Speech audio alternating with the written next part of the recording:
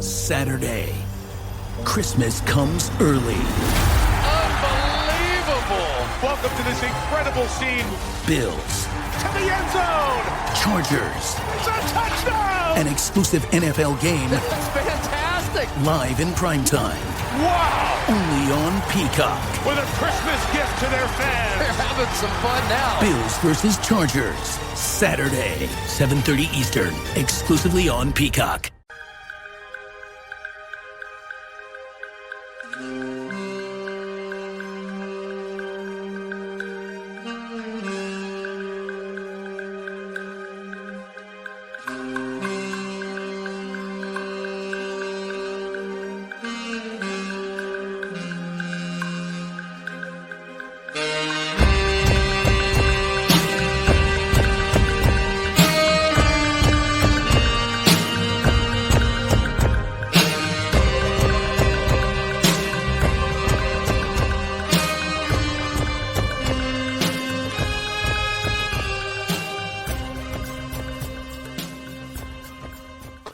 Hello, everyone. Welcome to Pod Maverick After Dark. It is 9:55 on October 30th. The Dallas Mavericks just defeated the Memphis Grizzlies 125-110 in their probably most thorough victory of their three straight to start the season. I'm joined, as always, by Josh Bowe. Josh, how you doing? I'm doing pretty good. I'm lucky I got to watch most of the second half because the annual Bally Sports self-detonates moment happened tonight. I don't even know if it came back on for everyone else, but it didn't work for me. The whole first half, I tried to do some illegal streams, didn't really work. Then the second half, I couldn't get it on my iPad or my TV, but it loaded on my phone. So the smallest screen I have, it loaded on that one. But I was able to watch the second half, and I'm glad I got to watch this game because it, like you said, it was their most thorough win of the season. I think it's their most complete win of the season. So there's some good stuff to talk about tonight. Yeah, for on the Grizzlies end, it's sort of disappointing. Their season might be over with before they start. Let's see. Ja Morant's out for another 22 games. Steven Adams is out for the year. Brandon Clark is out rehabbing his Achilles. I suspect he'll come back at some point this year, but that's not an easy recovery process. And then they had two more guys that I'd consider rotation players, and Santi Aldama and I think it's Luke Kennard that were missing time due to just various injuries. And this was a game I expected the Mavericks to win, and they did not disappoint. Though how they got there was particularly interesting, and I think there's a lot we could talk about from this game. It is worth noting for anyone listening on the podcast the next day who maybe missed the game because of the Rangers game.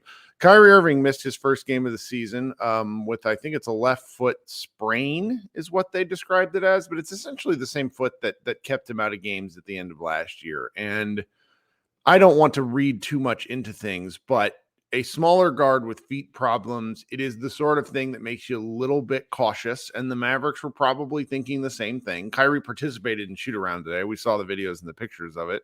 And so I think the Mavericks looked at this, took the gamble, and said, you know what? We think we can beat the Grizzlies without Kyrie, and we'll need him again a little later in the week.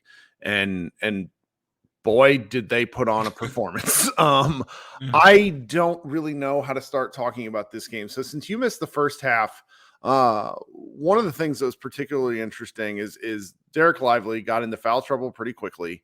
And the Mavericks sort of had to scramble around again with Josh Green kind of starting in place of Kyrie. The Mavericks hit a ton of threes in the first half. They ended up hitting 15. Luka was back on his bullshit. I tweeted something to the effect of that in the first 10 quarters of the season, Luka was 16 of 32 from three. So that's 50% for those of you who aren't good at math. Around the same point, it was also very funny. Through 10 quarters, Luka has also only hit 16 free throws. So we're looking at some really truly insane numbers from Luka. He obviously finished the game with 35, 12, and 12. He was the engine behind why they won, but they got a lot of interesting contributions from around the team. And you missed, I guess you got to see, so in the first quarter, everyone, and including me, And everyone online is like, why is Derrick Jones Jr. starting for the third straight time? Like, what is he giving this team? Because he wasn't very good on defense. The Mavericks gave up a ton of points in the first quarter again. But the answer is clearly they see something with what he gives them offensively. I wrote that sort of in jest, but I actually think it's the truth. His downhill abilities and like willingness to just sort of bull rush at the rim is fascinating. Yes, he hit a ton of threes tonight. That's not going to happen very often, but he's drawing fouls like nobody's business. Every time he gets in the lane, it feels like it's right at the rim in a lot of circumstances, which, okay, that's great. And, he ended up with 22 and 4. And, we got a hilarious Tim Hardaway game, just the full gambit of Tim Hardaway, just so much Tim Hardaway-ness. And for anybody that can't see my shirt, this is my custom-made Doncic Hardaway 2024 shirt. Really glad that thing is still going because Tim cracks me up. When he's good, he's great. When he's bad, he's horrible. There's just no other way around it. So you got to see the second half. What were, I'm kind of rambling, but what did you see from this game that was of interest to you? Well, I kind of put on Twitter, but I guess my hot take is, I think this Mavericks team is going to set the record for offensive rating again, like they did in 2020. Because this team is, on a scorcher, and Doncic is going to come back down to earth on his threes like a little bit. But even then, they really haven't gotten much from Maxey in terms of shooting, or Seth Curry, or even Kyrie. He's shown up in the clutch in the previous 2 wins, but by his standards, he hasn't shot the ball particularly well. We still haven't even, Tim was pretty good tonight, but he hasn't had like a scorching Tim game yet. I would say he was pretty up and down those first 2 games. Like, there's still some meat on the bone, and they've scored 125 points at least in all 3 of these games. So that's like some early 2000s Mavericks stuff. This team can fill it up, and it makes last season feel all the more sillier, because like we know the formula: Luka plus shooting plus a rim runner. Just have that on the floor. You don't need 4 all-stars necessarily. You just need Luka, you need shooting, and you need one guy that can do some vertical spacing. Mavericks have 2 in Lively and Dwight Powell, and this works. Like, it's why last season was so puzzling. Like, Luka is just that good as long as you have, the kind of complement of role players that the Mavericks have around him.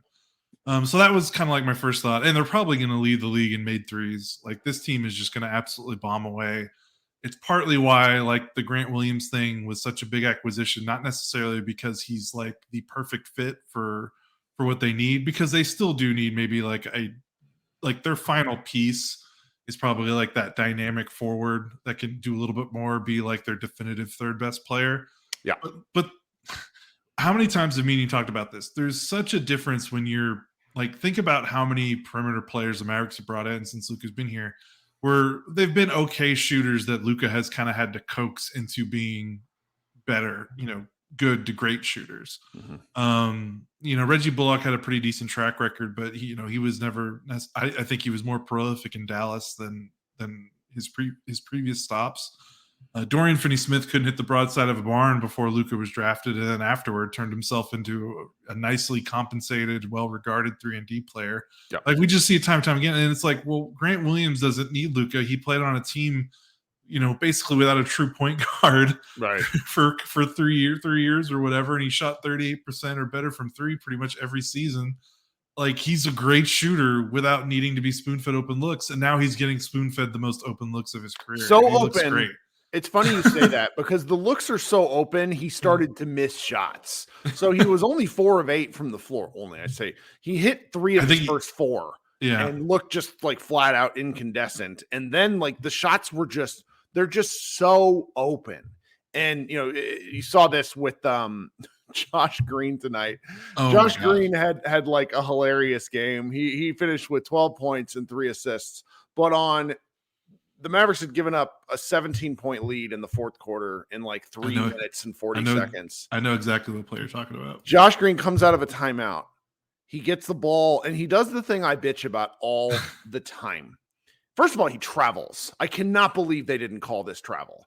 He gets the ball on a swing out, and he looks to pass to the corner, despite there not being anybody within 12 feet of him. That's the kind of – and we're talking like both sides. And then he realizes he's open, and then he travels and goes and gets a score at the basket. The refs didn't call the travel. Cannot believe they didn't call that. Maybe somebody will prove me wrong and send me some video. But refs tend to call unconfident ball handling plays or sloppy looking stuff, and that was one of them. But it's like the kind of space that these guys are getting, and that, again, this is because they're playing with such pace and because they're playing with so spread out. Teams are really having to scramble to defend them, and it's just something else to watch. Tonight it wasn't exactly fair, but basketball is not fair. Yeah. I'm sorry, but it was without Kyrie, probably the most maximized version of what you can expect from these Mavericks. Is that fair? I mean, Lively obviously probably would have played more, but he gives them a different look. I don't know, but this was really something from the guards and the wings. Yeah, for sure. I mean, this is just, they followed the formula. They have more bodies, and it's not necessarily like, you look at the minutes distribution and there's really, besides it's Jones, Williams that are playing like the bulk of the minutes that are like new, but like Maxi's still playing a lot. Tim's still like, these were guys that were playing last year. Josh Green's playing more, but he played decent amount last season. It just makes a difference when for like 3 or 4 minutes you're not rolling out like Frank Ntilikina and Facu Campazzo and it matters. Like we talk, I know a lot of people like to, like, maybe casual observers of the NBA like to kind of joke around the league that like you only need to tune in for the final 5 minutes, but no, every possession matters. Every stretch of minutes matters, and the fact that they're just not rolling out like non-NBA quality players for those brief stretches and like for 3 to 4 minutes in the second quarter and for a couple minutes maybe in the third, that just matters so much more. Even like Seth was only 1 of 5, but they played so well with him on the floor because he's a real the defense NBA panics player. every time he gets the ball. It's like, oh no. Yeah. Oh no! What's Seth gonna do? Yeah, so that was really nice. And another thought I had, you asked me kind of what were my takeaways watching the second half. This was shaping up to be a pretty nice game where Luka didn't need to be a superhuman and for them to win, because I think he had 22 in the first half. Yes, and when they built that 17-point lead, I want to say he didn't score that much more up until that point, and then they kind of needed him to get cooking. I think he had like 24 points like sometime in the fourth quarter, so he only had 2 points for most of the second half, and they were playing well. And I was like, oh, maybe Luka can score 26 points tonight and they can kind of coast to a win. Like, that'd be really nice. Didn't happen, but this still felt like the less I mean, I don't know how to say it because every one of his games so far have been ridiculous, but this felt like the least they've needed to rely on him kind of bailing them out all season, which was nice. And I say that, and he had 35, 12, and 12. Yeah. So obviously his fingerprints were all over the game, but yeah, that was just kind of my thought in the second half. There were just long stretches where Luka wasn't necessarily dominating the ball or doing a ton, or he got to take some breaks on the bench and they weren't like collapsing, which is a nice sign. So Luka's usage is probably still through the roof. I mean, granted, I can look it up right now. 3-game sample. It's going to be what it's going to be. But I'll tell you what we have not had at all last year was the touchdown play he made to Derrick Jones Jr., who scored the left-handed layup with Jaren Jackson Jr. chasing him down. Luka's willingness to dribble real hard 2 to 3 times after getting the rebound and even fake pace.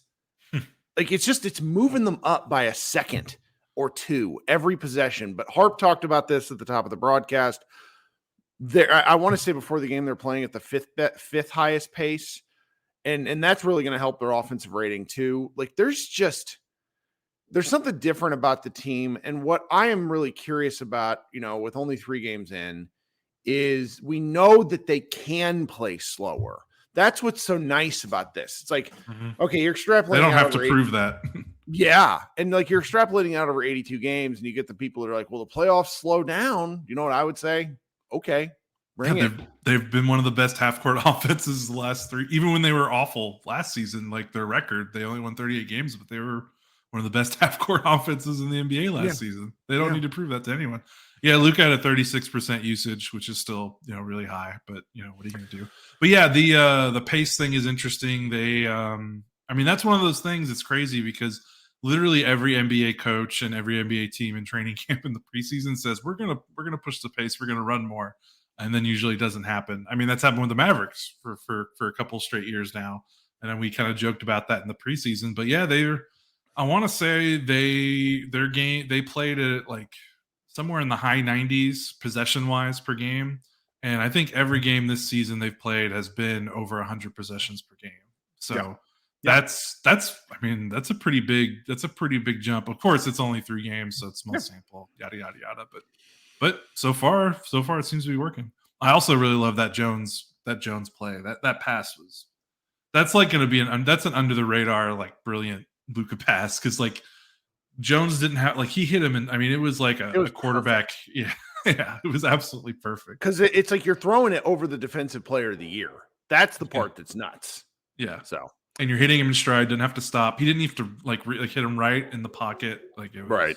Yeah, it was great. All right. Okay, so we should take a short break here to do the traditional requests of our listenership. So if those of you who are in here right now, if you could take just a minute and go like this stream, that would be very helpful to Josh and I. We do one of these after every single game. We try to do our other postseason show after every single game, but we'll see if I'm actually able to continue the pace. The Dallas Mavericks are on a high pace, so am I. And I am not a spring chicken, unlike some of the Dallas Mavericks. If you could also consider subscribing to our show, I would be very grateful. Like I mentioned, we do 2 shows after every single game as frequently as we can. I'll probably try to do, once the season's going a little more off, what do you want to call it? More kind of one-off interviews. You might do some of those. You used to do more, but since we've had kids, it's harder to do these sorts of things. The dog is barking in the background like a madman. I hope you guys can't hear her. I apologize. Where are you, knucklehead? Hi, that's Lila Rose. But anyway, if you guys could subscribe to the show, we'd really, really appreciate it. That's all I got. We're driven by the search for better. But when it comes to hiring, the best way to search for a candidate isn't to search at all. Don't search, match with Indeed. If you need to hire, you need Indeed. Indeed is your matching and hiring platform with over 350 million global monthly visitors, according to Indeed data, and a matching engine that helps you find quality candidates fast. Ditch the busy work. Use Indeed for scheduling, screening, and messaging so you can connect with candidates faster. And Indeed doesn't just help you hire faster. 93% of employers agree Indeed delivers the highest quality matches compared to other job sites, according to a recent Indeed survey. One of the things I love about Indeed is it makes hiring all in one place so easy and streamlined so I can spend more time on the rest of my business. Leveraging over 140 million qualifications and preferences every day, Indeed's matching engine is constantly learning from your preferences. So the more you use Indeed, the better it gets. Join more than 3.5 million businesses worldwide that use Indeed to hire great talent fast. And listeners of this show will get a $75 sponsored job credit to get your jobs more visibility at Indeed.com/Blue Wire. Just go to Indeed.com/Blue Wire right now and support our show by saying you heard about Indeed on this podcast. Indeed.com/Blue Wire. Terms and conditions apply. Need to hire? You need Indeed. So let me see here. I responded to one commenter who was like, you guys are being too grumpy after game 2. And like, I didn't think we were grumpy. Like anybody who's heard us is like, but still, I do think it's at least worth addressing a couple of the things that were not ideal in this game. On the one hand, it's fantastic the Mavericks won without needing Derek Lively. On the other hand, this was the first time I've seen him since I really thought he looked like a rookie. Yep. Which is pretty impressive for the third game, Mm-hmm. Thought that would have been the first game, and he had his best game of the season. So, yeah. And even then, like, when he was still on the floor, like, he had 6 rebounds in 14 minutes.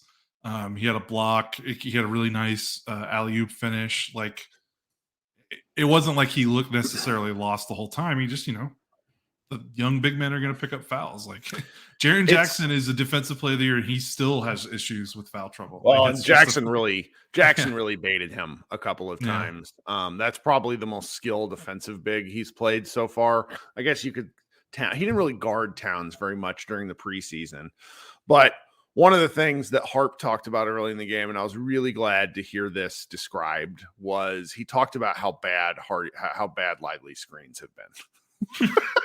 He did? I'm kind of surprised. He really did. He just talked about how Luka was clearly frustrated with a couple of his screens and the angles that he chose. Mm-hmm. And I just like to hear that because it's okay. Lively's going to make these sorts of mistakes. And it's something that he's going to really only learn through doing and through film. You know, you're playing with one of the best rollmen in the league, or one of the best pick and roll guys in the league. So that's all right. Mm-hmm. What I think that's particularly interesting about him tonight was this was the first time I'd seen him fouling when out of position. Like he had one when he was under the rim and he fouled. And it's like at that point, if you're that far out of position, you just got to let it go. You know, there are going to be opportunities every now and again. I wrote about this in the recap. It might have not been totally clear, but he's also got to be aware of his own fouls, where if he's going to be making a risky play, there needs to be something in the back of his head that understands, hey, if I pick up this foul, it's going to be my fourth foul in the first half. Is it worth it? Because him being out on the floor matters to the team. They got away with it tonight, but there are going to be games, mainly their next game against Denver, where they can't afford that, you know?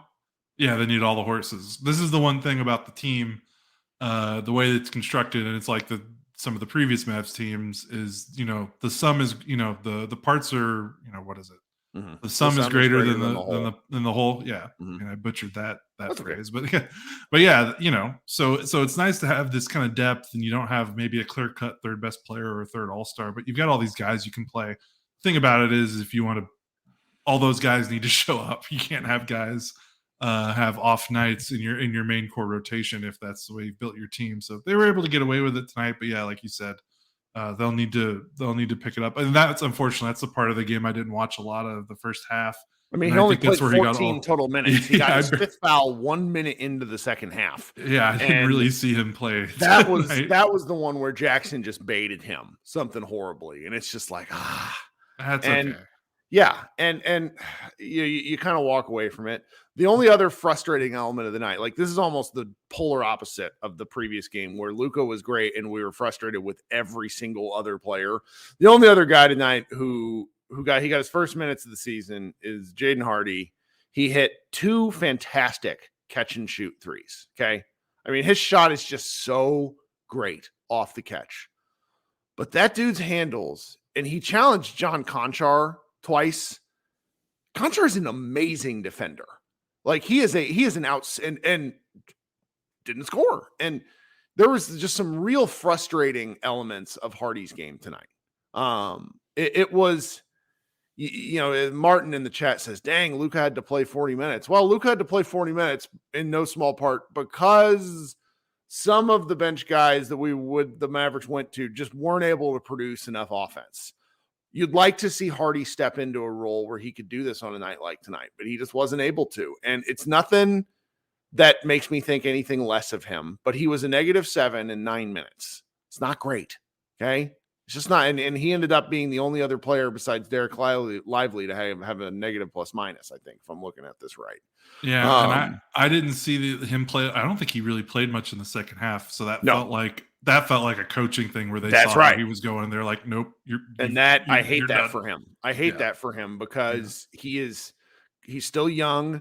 He has a confidence. He's confidence begets confidence, I think, with shooting and with scoring and with playing. And I don't know, just yet I found myself a little frustrated in that because I want more for him is all. Yeah.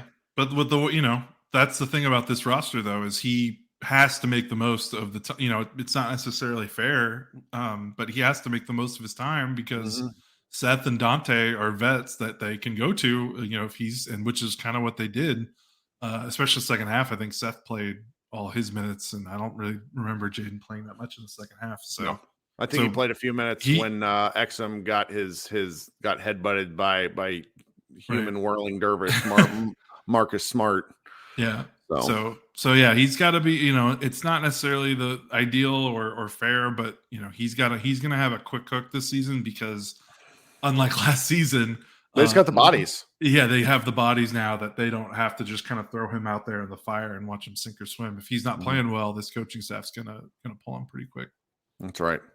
Trying to think if there's anything else that's really worth there. I mean, the defense is still not great. Yeah. Memphis had 52 points in the paint tonight. They almost shot 50% from the field. They shot pretty well from three.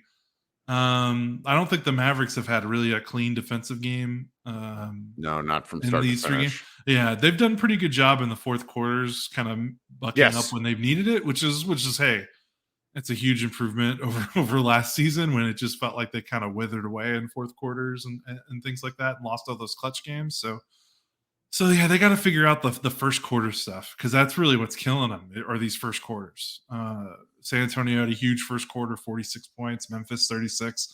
And for Memphis to score 30, this team is offensively challenged, to say the least. They have two guys, really three guys that can score, and that is it. I mean, it's kind of like their rotation, honestly, right now looks a lot like last season's Mavericks without Ja and these injuries. They've got two or three guys that can do stuff, and then it's Tillman and Williams. Okay, these guys, you'd feel better if they're playing 10 to 15 minutes, and they've got guys that are playing 30 to 28, 29 minutes that have to play, that can't score. They had three guys in double figures, and that was it. So for that team to kind of get going in the first quarter was a little disheartening.